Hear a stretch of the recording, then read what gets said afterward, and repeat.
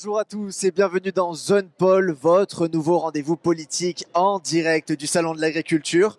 Pendant 9 jours, nous recevons une personnalité politique qui répond aux questions sans concession de notre rédaction. Nous sommes en direct depuis la porte de Versailles et en direct également sur la chaîne YouTube de Power Boost. Et aujourd'hui, notre invité est Djenaba Diop. Bonjour.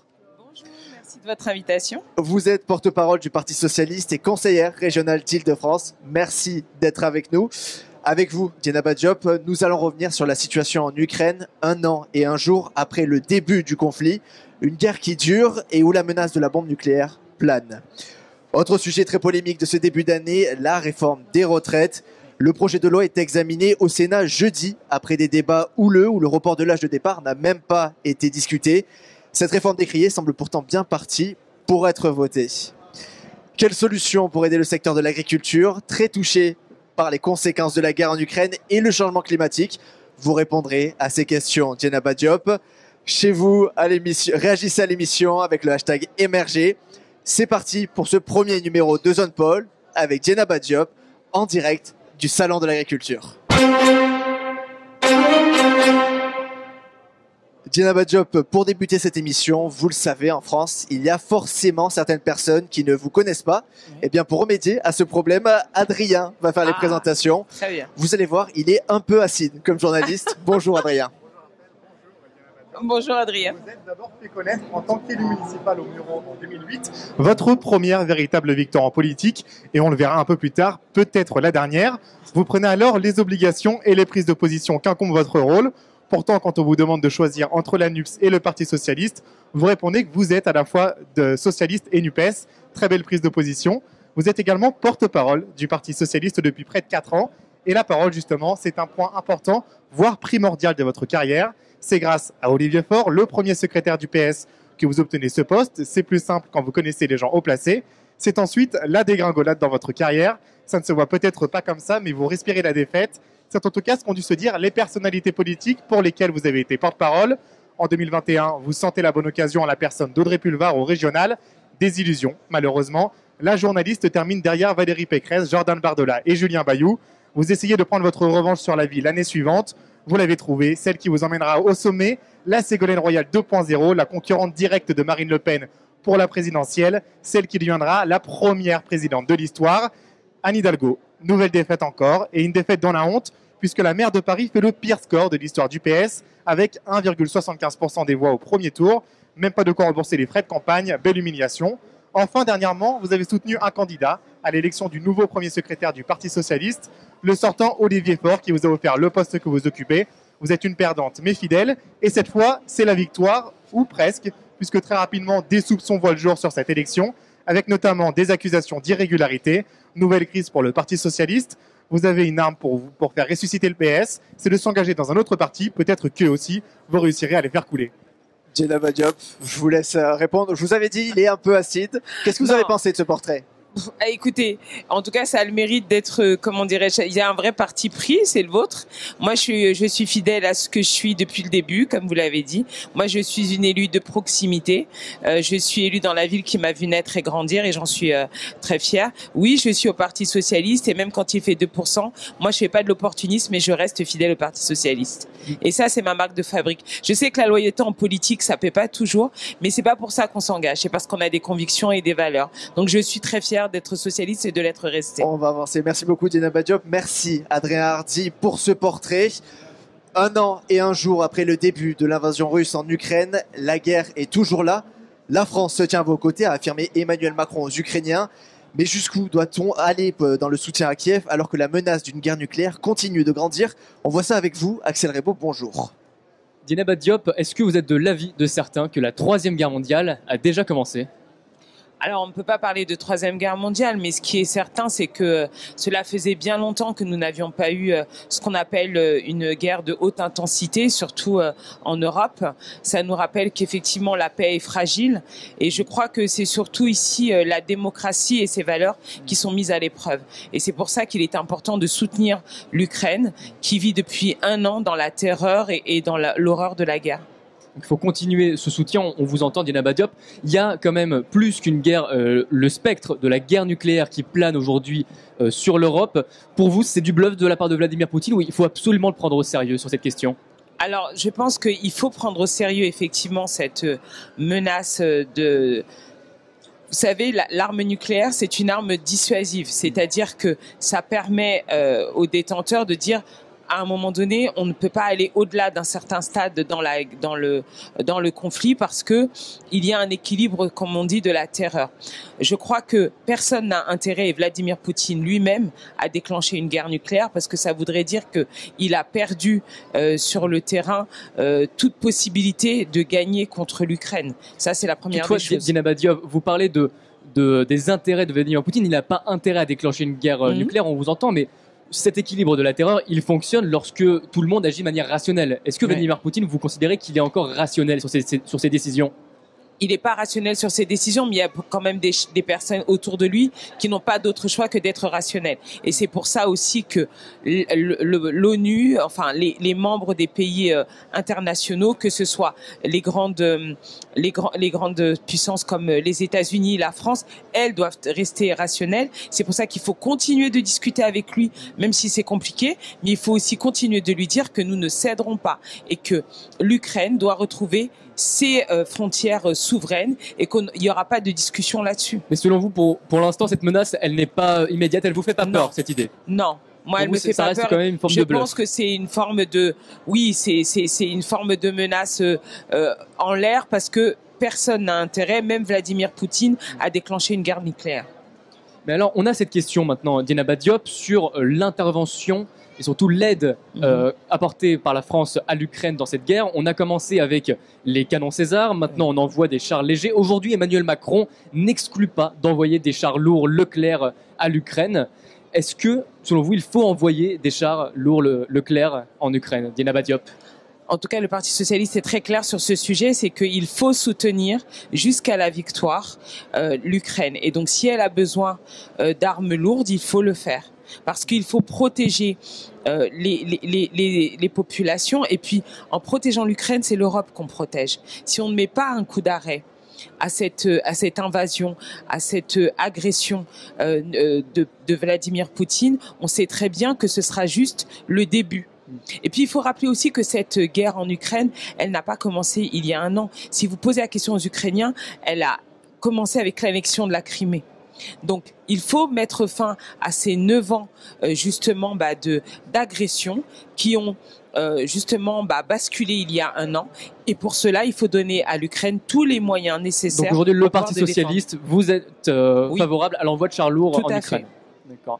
Mais est-ce que vous ne craignez pas, aujourd'hui, Dina Badiop, que la France s'enlise en allant trop loin dans son soutien à l'Ukraine? On l'a dit, on a envoyé d'abord des canons César, puis des chars légers. Maintenant, vous dites qu'il faut envoyer des chars lourds. Jusqu'où ça va aller aujourd'hui?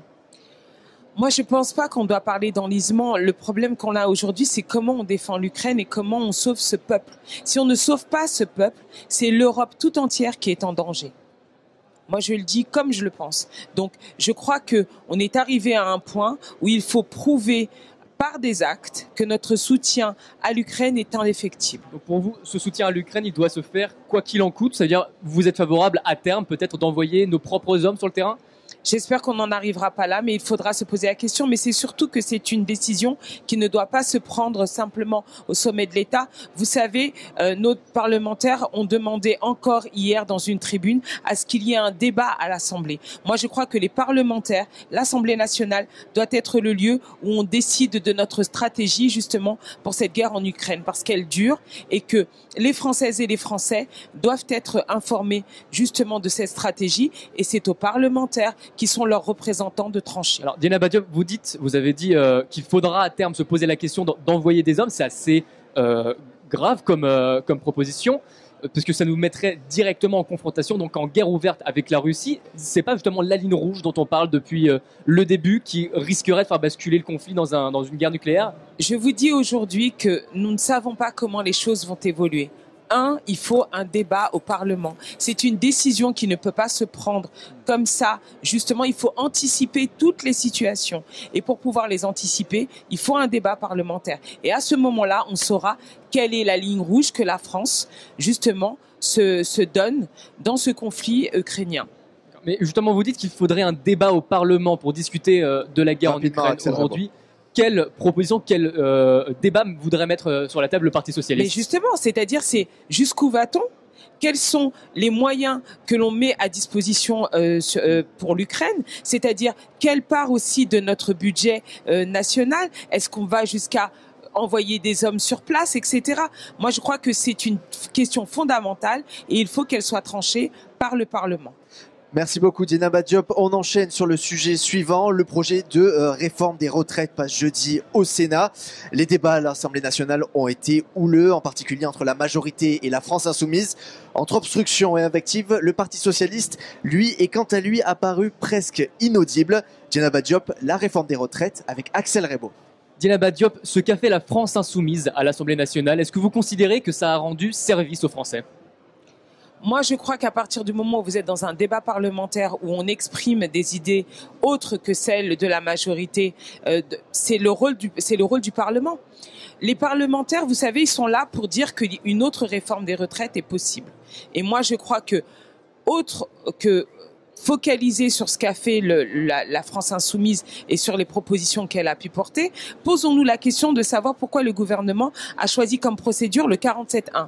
En choisissant comme procédure le 47.1, ça veut dire qu'il ne voulait pas aller au bout du débat. Il ne voulait pas donner aux représentants du peuple la possibilité de s'exprimer là-dessus. Vous citez la France insoumise. Justement, Dieynaba Diop, vous parlez de cet article justement engagé par le gouvernement qui raccourcit le temps de débat. Oui. Est-ce qu'il fallait pas justement profiter de ce temps de débat? Parce que lorsqu'on a des invectives, on a notamment un député qui traite le ministre du Travail, Olivier Dussopt, d'assassin. Est-ce qu'on est vraiment dans le débat parlementaire, là, Dieynaba Diop? Moi, ce qui me gêne, vous savez, dans votre question, c'est que la seule chose qui vous intéresse, ce sont effectivement ces invectives et ces buzz. Vous ne parlez pas de Jérôme Guedj qui a fait son travail et qui est allé faire un contrôle, justement, à la sécurité sociale pour savoir si la promesse des 1 200 € par mois pour tous les retraités était valable ou pas. Vous ne parlez pas de toutes les propositions qui ont été mises sur la table, comme par exemple taxer de 2% les 42 Français les plus riches pour pouvoir justement financer nos retraites. Ne faites pas le jeu justement du buzz, faites le jeu justement de l'information à nos vous pouvez pas dire d'un côté ne faites pas le jeu du buzz et après quand on voit certains débats qui ont eu lieu à l'Assemblée nationale, il y a eu le recherche un peu de la petite phrase mais il y a la recherche peut-être, mais je ne suis pas premièrement, je ne suis pas une représentante de la France insoumise. Non, mais vous êtes représentant du Parti socialiste, je suis partie de la NUPES. Tout à fait, mais moi je vais vous parler du travail qui a été fait par nos parlementaires que je salue, un travail de fond qui a été sur des propositions concrètes, un travail qui a permis de prouver que justement les femmes sont les grandes perdantes de cette réforme des retraites, un travail qui a permis de mettre à jour que toutes les promesses qui ont été faites par ce gouvernement ne sont que des leurs, notamment sur la retraite à 1 200 € pour tous. Et je crois que c'est ça qui est le plus important. Ce que je veux vous demander, Dieynaba Diop, c'est par là justement vous parler des propositions et des choses qui ont été mises en œuvre par vos collègues, vos confrères, donc les députés du Parti socialiste. Pourtant, aujourd'hui dans les débats, on a malheureusement peu entendu le Parti socialiste. Est-ce que c'est compliqué de travailler au sein de la NUPES aux côtés d'un parti comme la France insoumise ? Mais ça n'est pas compliqué, c'est que vous faites le parti pris de ne reprendre que ce que le LFI a fait. Alors que tout le monde parle justement du fait que Jérôme Guedj a levé un lièvre en disant que justement, il y avait des promesses qui ne seraient pas tenables. 2, qu'en plus, même la réforme elle-même pourrait être retroquée par le Conseil d'État. Donc, si vous n'avez pas été en capacité de l'entendre à ce moment-là, je vous invite à aller regarder toutes les propositions qui ont été faites par nos selon vous, Dieynaba Diop, les insoumis ne monopolisent pas la parole, c'est vraiment les médias, selon vous, qui se focalisent dessus. Oui. J'aimerais vous parler, Dieynaba Diop, vous êtes la porte-parole du Parti socialiste, vous êtes la voix du PS. Pourtant, même le PS est lui aussi déchiré sur une question et très divisé, notamment donc sur l'âge de départ à la retraite. Donc, contre la retraite à 64 ans, ça on l'a bien compris, mais est-ce que vous êtes favorable à un retour à 60 ans ou un maintien à 62 ans? Nous sommes favorables, la ligne majoritaire du Parti socialiste est favorable à un retour à 60 ans. Notamment parce que vous avez des personnes avec des carrières longues, des personnes qui vont être touchées de plein fouet par cette réforme des retraites et qui pourront 2 ans ferme, de bonne santé, où ils auraient pu profiter de leur retraite en bonne santé, eh bien c'est ça qu'on leur coupe avec cette réforme des retraites qui est non seulement injuste, mais qui en plus, il n'y a aucune urgence, je le répète, aucune urgence à faire cette réforme de retraite. On a tout notre temps. Aujourd'hui, nos caisses sont excédentaires. Donc c'est pour ça qu'on demande un vrai débat, c'est-à-dire qu'on prenne le temps, 4 mois, 6 mois s'il le faut, pour dire qu'il y a d'autres réformes possibles. Et ça ne passe pas forcément par un recul de l'âge à la retraite à 64 ans. Je vous pose cette question, Dieynaba Diop, sur les scissions au sein du PS, puisque justement, il y a une tribune parue dans Le Monde et qui a été signée par une centaine d'élus socialistes qui qualifient l'idée même de retraite à 60 ans aujourd'hui d'illusion. Est-ce que vous militez, on l'a compris, pour la retraite à 60 ans. Selon vous, ces personnes qui considèrent que c'est illusoire de prétendre qu'on peut revenir à 60 ans, est-ce qu'ils ont encore leur place au Parti socialiste? Vous savez, le Parti socialiste est fait de différentes sensibilités. Oui, ils ont leur place et pleinement leur place. Mais je leur dis que la ligne majoritaire aujourd'hui du Parti socialiste, elle est claire. On est contre la réforme à 64 ans et on est pour un retour même à la retraite à 60 ans, notamment pour les carrières longues et les carrières les plus pénibles. Une nouvelle grève est donc prévue le 7 mars pour s'opposer au projet de réforme des retraites. J'imagine que vous serez dans la rue, Dieynaba Diop. J'ai fait les 5 manifestations précédentes et je serai dans la rue le 7 mars. Elle a vraiment les moyens de faire échouer le projet, cette mobilisation? Parce qu'aujourd'hui, on le voit, le projet est dans les rails, il est en train d'arriver dans les prochains jours au Sénat. Est-ce qu'il est encore temps d'arrêter la machine? Il est toujours temps d'arrêter la machine parce qu'il n'y a même pas eu de vote à l'Assemblée nationale. Je compte sur nos collègues sénateurs pour justement travailler, justement pour dire que cette réforme n'est pas acceptable. Et vous savez, vous ne pouvez pas continuer à ignorer le peuple français, surtout lorsqu'il se mobilise massivement, lorsque vous avez plus de 2 millions de personnes qui sont dans la rue. Et moi, j'ai bon espoir qu'à un moment ou un autre, que ce soit le gouvernement, que ce soit le président, ils seront dans l'obligation d'entendre ce que nous avons à lui dire. Cette réforme, c'est non. Le but premier, c'est de faire revenir la réforme dans l'hémicycle pour continuer les débats et les prolonger sur plusieurs mois. Vous avez parlé de plusieurs mois, 5-6 mois qui seraient nécessaires je dis que pour une réforme aussi importante qui va changer la vie des gens, il faut prendre le temps de discuter et qu'on peut trouver les voies et les moyens de faire une réforme autrement. Vous vous rendez compte, tous les syndicats sont vent debout, tous, sans exception.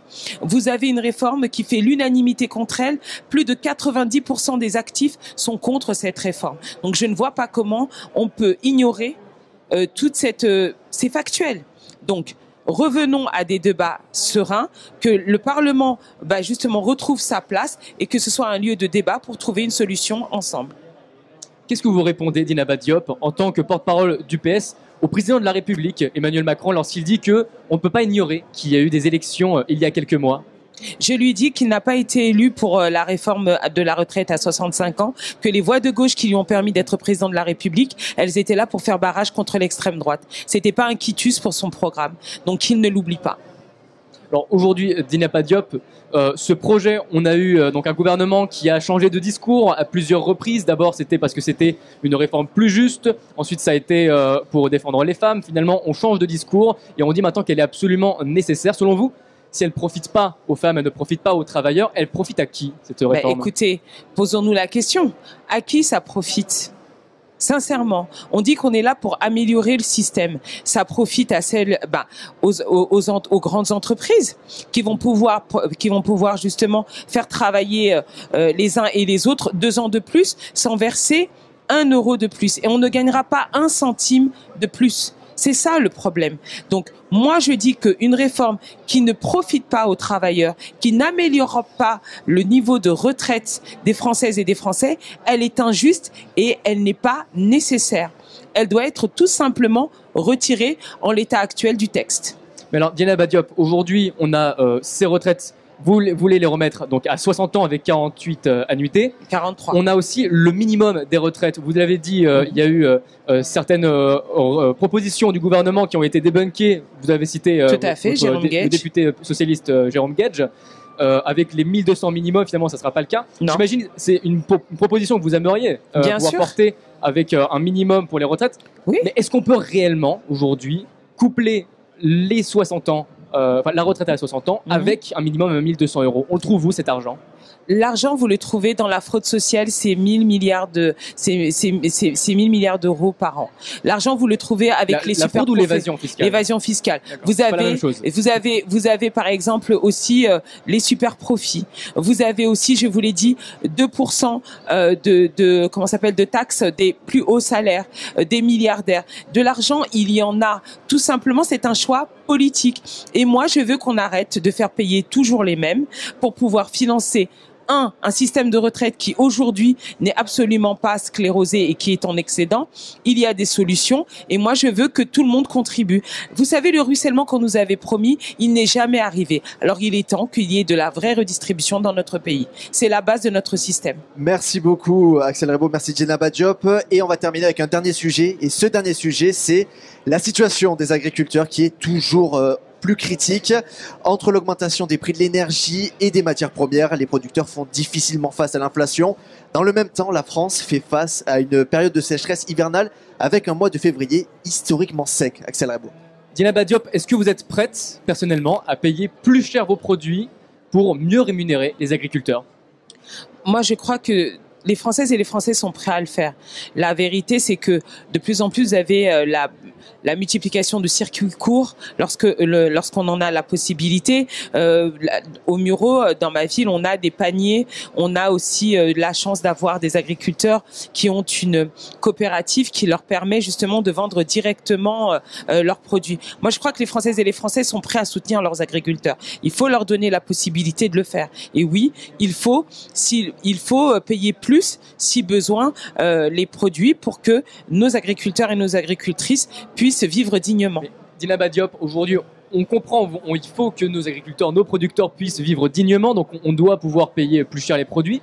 Mais comment on fait avec déjà une inflation galopante? Je donne quelques chiffres. On a plus 40% en un an pour le prix de la farine. Le prix du sucre, lui, a augmenté de 45%, 33% pour les steaks hachés surgelés. Donc ça, c'est des produits presque de première nécessité, des achats très très fréquents. Comment on fait lorsque les Français n'arrivent déjà plus à payer ces produits-là? Pour leur dire, il va falloir payer encore plus cher. En fait, pour pas que ça soit pour retenir l'inflation, il faut déjà qu'on ait une régulation du marché au niveau européen. C'est-à-dire qu'il faut faire en sorte que cette concurrence qui nous arrive de l'étranger, parce que souvent les steaks hachés que vous trouvez surgelés, etc., ils viennent pas de nos agriculteurs français ou très peu. La plupart, ils sont mis en concurrence directe avec des produits qui nous viennent justement de l'extérieur. Mais justement, Djenaba Diop, alors à ce moment-là, c'est quoi la solution? Il faut une régulation avec, par exemple, une taxe carbone sur les produits qui viennent de l'extérieur. Il faut aussi, par exemple, une régulation des marchés lorsque vous payez vos engrais. Il faut aussi que nous, on puisse se protéger. Vous savez, cette guerre entre la Russie et l'Ukraine, elle a mis en valeur... moi, je pense que c'est quand même dommage qu'il ait fallu attendre cette guerre-là pour dire qu'on est dans une dépendance alimentaire qui nous coûte. Parce que c'est ça qui nous coûte le plus. Ce sont pas les productions in vivo des agriculteurs et des agricultrices françaises et français. Le problème, c'est que ce que l'on va prendre à l'extérieur, les céréales, les engrais, etc., c'est ça qui nous coûte. Donc c'est là-dessus qu'il faut réguler pour qu'on puisse rémunérer correctement. On comprend. Vous voulez, pour inciter le consommateur français à acheter le steak français plutôt que celui produit au Canada qui est 2 fois moins cher. On va donc taxer davantage les importations. Mais vous vous rendez bien compte que les pays qui nous, justement, envoient ces produits-là, ils vont aussi nous taxer les produits qu'on leur exporte.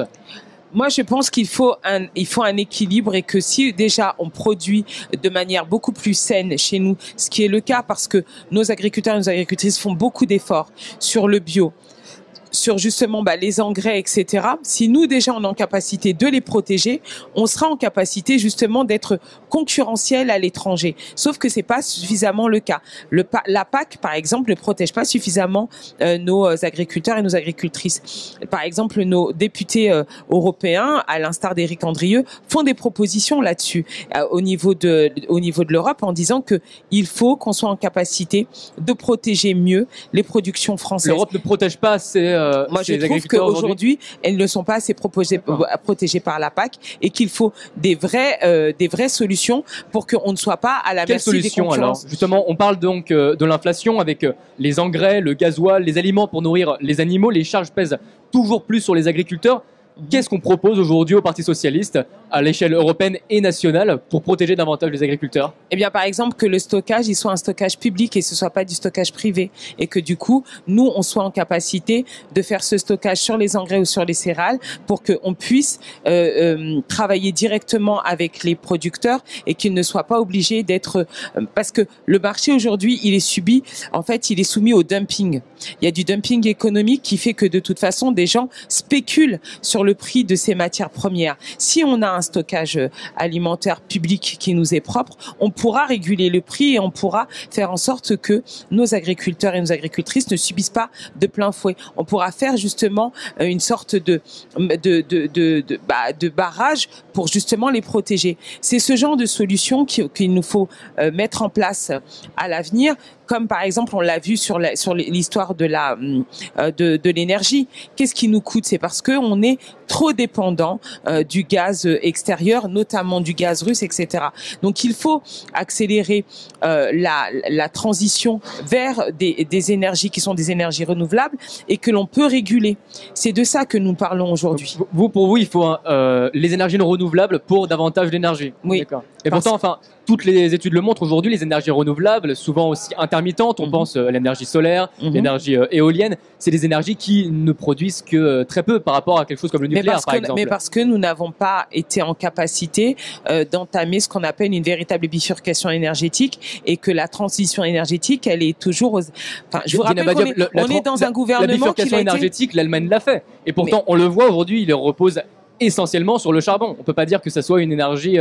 verte qui va aider les agriculteurs. Mais en tout cas, moi je vous dis que si vous n'êtes pas en capacité aujourd'hui d'offrir à nos agriculteurs et nos agricultrices la possibilité d'avoir le choix avec des énergies qui sont plus renouvelables, que vous soyez en capacité aussi de faire aussi du stockage en énergie, même si elles sont de gaz, etc., de les avoir à proximité et de ne pas être complètement dépendant avec des acteurs qui sont des acteurs fiables. Là, la Russie nous a prouvé qu'on ne pouvait pas s'appuyer sur elle. Donc, il faut développer des partenariats avec d'autres fournisseurs sur lesquels on pourra s'appuyer et dans lesquels... C'est quoi les autres fournisseurs? C'est quoi? Donc, c'est l'Azerbaïdjan, par exemple? C'est des dictatures encore par plus...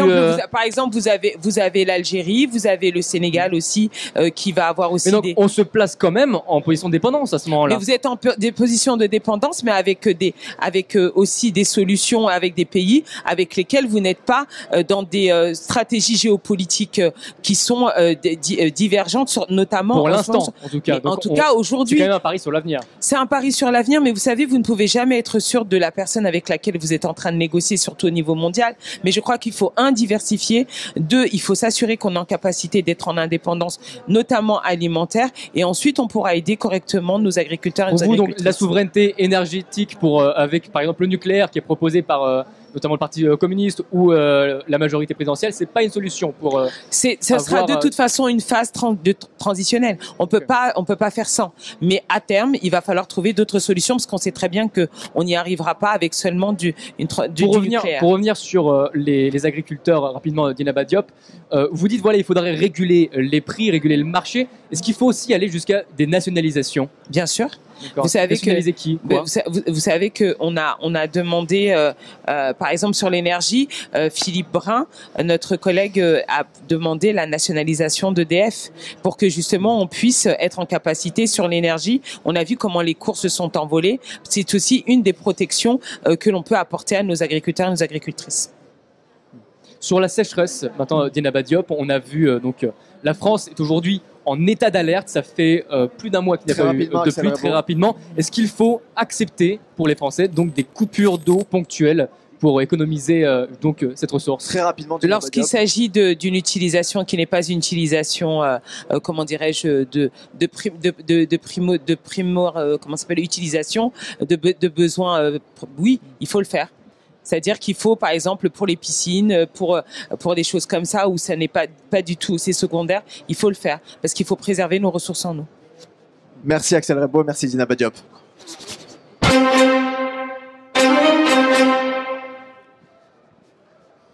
c'est la fin de ce premier numéro de Zone Pôle. Merci d'avoir été avec nous, Dieynaba Diop. Je rappelle que vous êtes porte-parole du Parti socialiste et conseillère régionale d'Île-de-France. Merci également à nos journalistes Adrien Hardy et Axel Rebaud. Zone Pôle revient demain à 10h avec Stanislas Rigaud, porte-parole de Reconquête, le parti d'Éric Zemmour. Chez vous, ne bougez pas, il n'y a pas de pause. Tout de suite, on part pour À travers champs sur la chaîne YouTube de Power Boost.